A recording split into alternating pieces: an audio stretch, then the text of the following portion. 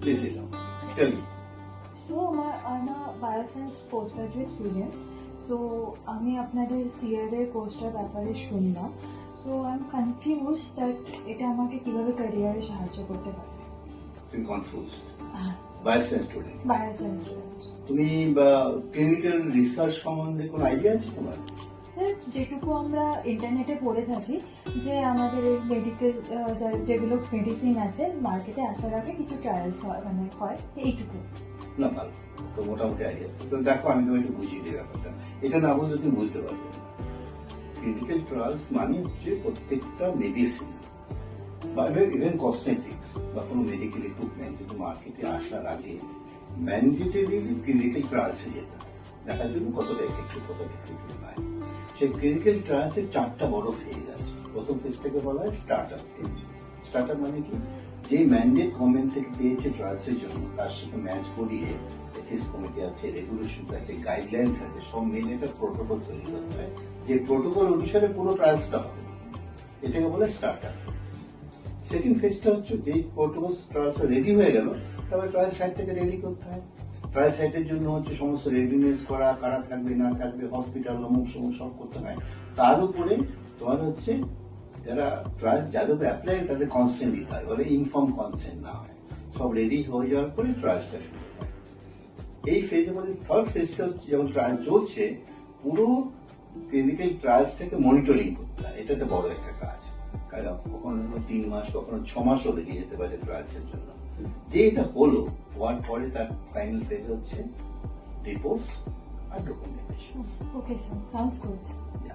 দেখো, এই পুরোটাই কিন্তু ক্লিনিক্যাল রিসার্চের মধ্যে পড়ে এবং তোমার বায়োসায়েন্স স্টুডেন্ট হিসাবে ওয়েল ফিট করে।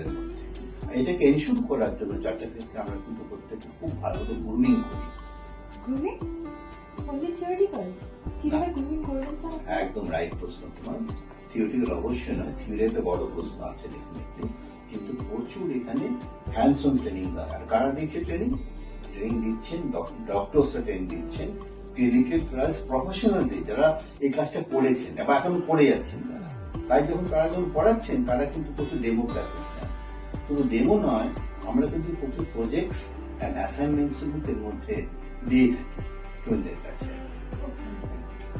প্রজেক্টসের মধ্যে তারা প্রজেক্টস মানে এটা যদি আপনি একটু এলাবোরেট করেন। তোমরা নিশ্চয়ই তোমরা কলেজে বা ইউনিভার্সিটিতে প্রজেক্ট করেছো, এটা অন্য ধরনের প্রজেক্ট।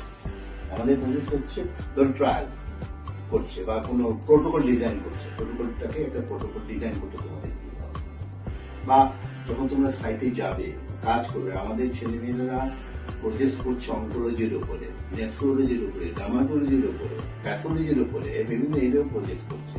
সেই প্রজেক্টগুলোকে তুমি হসপিটালের সঙ্গে কানেক্ট থেকে প্রজেক্ট করছে। এগুলো করার জন্য তোমরা ওয়েল গ্রুম করছো।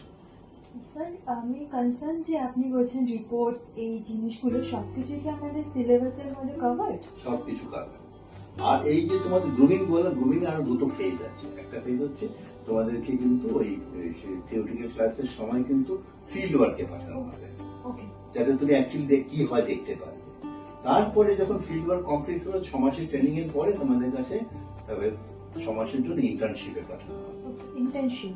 সো ইন্টার্নশিপটা কি paid or not paid? Internship paid, field work paid নয় কিন্তু। ওকে, বুঝতে পারছো? এইভাবে তোমাদের কিন্তু ওয়েল গ্রুম করা হচ্ছে। এখন তুমি বুঝতেই পারছো যে কেন আমি গ্রুমিং কথা বলছি। নিশ্চয়ই স্যার, নিশ্চয়ই। Thank you, sounds very good. আমি খুব ইন্টারেস্টেড এটার জন্য। এবং আরেকটা কোয়েশ্চেন আমার ছিল যে এই যে আমরা ফিল্ড ওয়ার্কে যাবো, ইন্টার্নশিপে যাব, সেটা কি আপনারাই হেল্প করে দেবেন? তো আমরা সাথে করবো, কানেক্ট করে দেবো। এটা integral part of the course. তাতে বুঝতে পারছো তোমাদের যারা এই ব্যাকগ্রাউন্ড আছে তাদের জন্য ভীষণ উপযুক্ত কোর্স।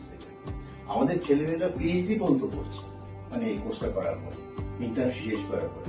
আর যারা অলরেডি ইন্টার্নশিপে আছে তারা বা যারা প্লেসড হয়ে গেছে তারা এক জায়গাতে পড়ছে, তাদের ক্যারিয়ার ওখানে সুনিশ্চিত করেছে। স্যার, অ্যাডমিশন প্রসিডিওরটা কি আছে? হ্যাঁ, তুমি যোগাযোগ করে আমাদের অ্যাডমিশন টিমের সঙ্গে তাদের হেল্প করে দেবে। ঠিক থ্যাংক আছে, ইউ স্যার। তোমাকে তুমি এক্সপেক্ট করছি কিন্তু। Okay, thank thank you you. Best of